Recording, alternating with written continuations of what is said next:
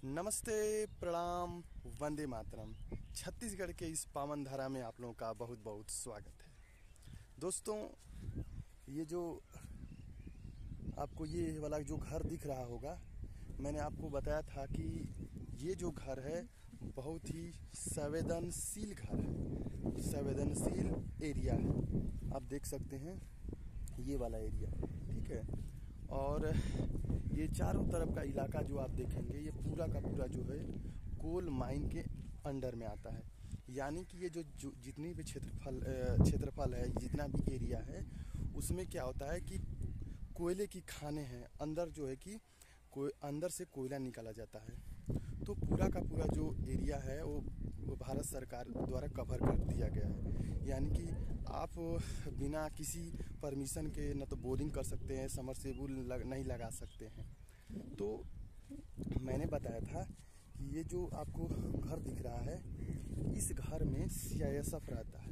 और जब CISF जहाँ रहती है, आप समझ सकते हैं कि वो भारत सरकार का अधीन, और भारत सरकार का जो है कि बहुत ही कोई ऐसी चीज़ होगी जिसकी रक्षा की जाती है, ठीक है। तो ये जो छत्तीसगढ़ का इलाका है, ये पूरा का पूरा जो इलाका है, ये बघेल खंड का पठार और नागपुर का पठार आप पढ़ेंगे GS में, जियोग्राफी में, तो आपको अच्छे से समझ में आएगा। तो बघेल खंड का पठार और एक बुंदेलखंड का पठार होता है, एक नागपुर का पठार होता है, ठीक है। तो जो आपका बुंदेलखंड का इलाका होता है, वो मैं बता देना चाहूँगा कि जो उत्तर प्रदेश का ललितपुर, झांसी, चित्रकूट का जो इलाका है, वो बुंदेलखंड के अंतर्गत आता है।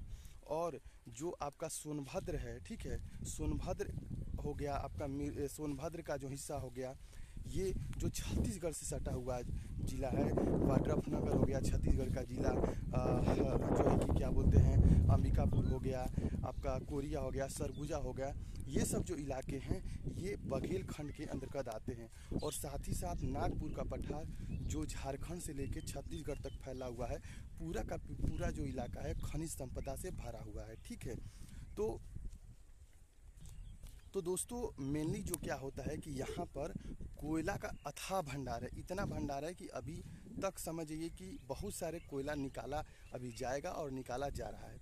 यहाँ ज़्यादातर जो कोयला निकालने का काम होता है वो अंडरग्राउंड होता है। यानी आप ज़मीन से सीधे नीचे की तरफ जाएंगे, लगभग 1 किलोमीटर नहीं, 1000 फीट तक नीचे जाएंगे। और नीचे जाने के बाद फिर हॉरिजेंटल आप कम से कम 8 से 10 किलोमीटर आप दूर जाएंगे, ठीक है।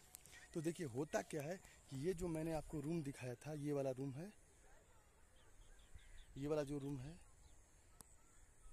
तो दोस्तों ये वाला जो रूम है उसमें क्या है, विस्फोटक पदार्थ रखा गया है, जिसे हम आम भाषा में बारूद कहते हैं।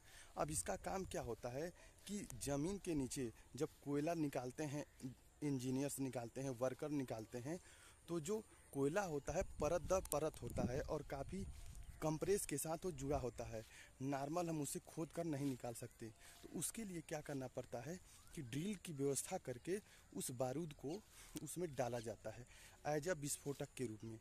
और वो विस्फोटक के रूप में अलग अलग जगह रख दिया जाता है और फिर इसकी वायरिंग कर दी जाती है।